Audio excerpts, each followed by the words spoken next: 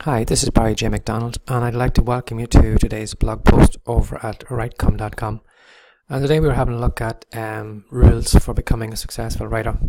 In this case, I put together a blog post on my 9 golden rules for becoming a successful writer. So let's kick it off with number 1. The first one is you need to understand is writing success leaves clues. Like anything else in life, whether it's dieting or whether it's whatever aspect, you're going to find things that successful people do that the unsuccessful people don't do. So if you want to be more successful in your writing, pay attention to what successful writers are doing. Read about them, copy what they do, and by copying their successful actions, you'll find yourself become more successful too. And then number 2, you get out what you put in. If you're writing only 200 or 300 words every fortnight, how can you think you're going to be successful in your writing? Sure, you might finish that book maybe in a year or two, but can you guarantee that you're going to be successful? It's like dieting.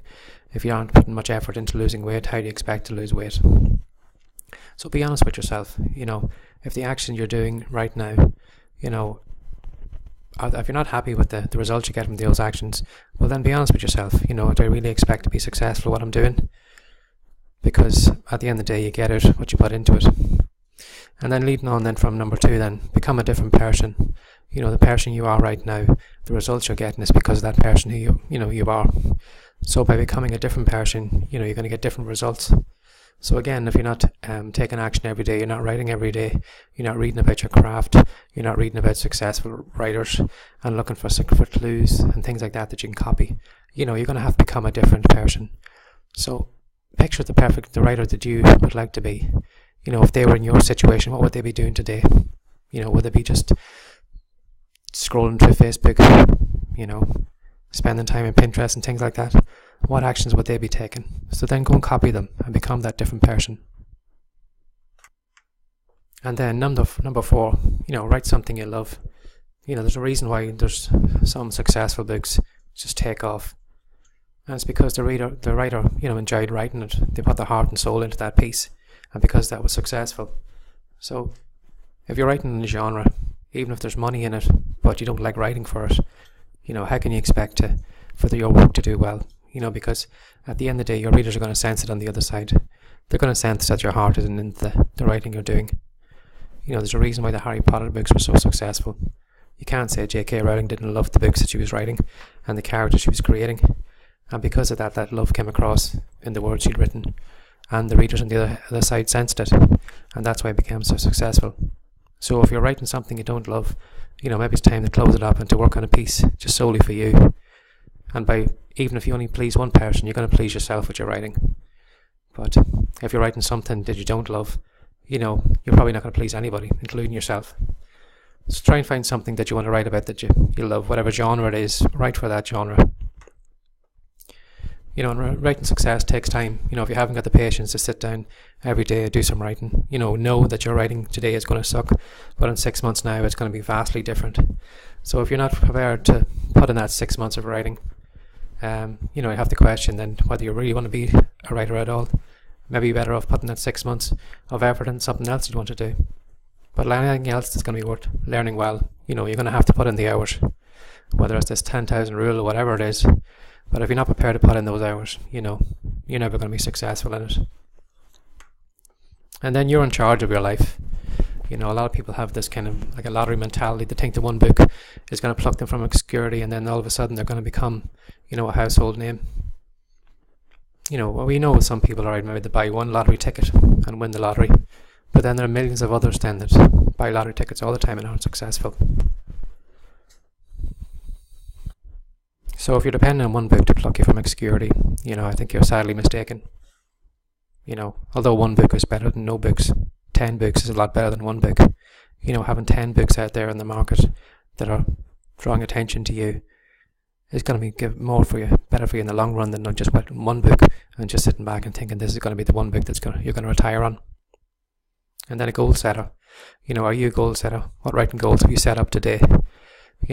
Like an archer that wouldn't shoot arrows into empty space because they'd never know if they're improving or not. You're going to have to set up goals yourself. Daily word counts, weekly word counts, maybe completion dates for books. Because if you haven't set up these goals, then how do you know that you're improving? How do you know? You know, it's easy to put something on the back burner by not having a set goal for it.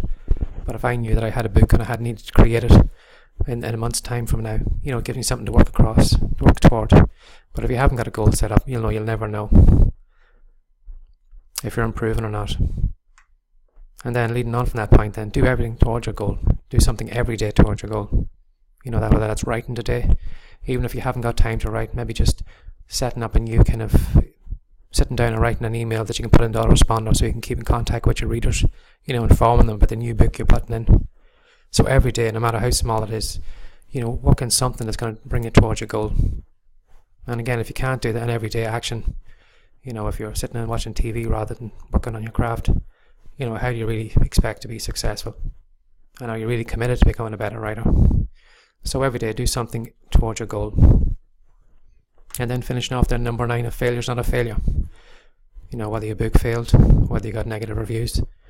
Okay, that book failed. There's no reflection on you. Okay, maybe you're a weak writer today, but in 6 months from now, you could be a completely different writer. You could be writing completely different books. And maybe the book you wrote wasn't right for the genre that you wrote it in. Maybe there's some things you have to learn. And from learning those things, you won't make those mistakes again. So put yourself in a situation like you're a scientist studying an experiment, and stand back and have a look and see, what can be learned from this experiment? How did it go wrong? How can I stop this from happening the next time? Because at the end of the day, okay, that thing might have failed, but that's no reflection on who you are or who you will become in the future. But if you give up now and toss it aside, that failure is going to be a stamp that's going to be on you and your work. But if you try to improve and see a failure as not being, a reflection of you, you're going to do well. So that is my 9 rules for being successful at writing. My name is Brian J. McDonald, and that was today's blog post over at writecom.com. Now, before I let you go, I highly recommend you should drop by, because we have a great report we're giving away at the moment, and it's going to show you 10 ways to be successful in writing. Now, maybe you might, after going through this post, think, well, maybe writing isn't for me. But there are other forms of writing that you can make money from. And I'm going to show you how to do it in the free report. In fact, one of the ways I'm going to show you is how to make money from writing that doesn't involve writing at all. So if this intrigues you and you want to pick up the free report, come over to writecom.com and I will see you over there.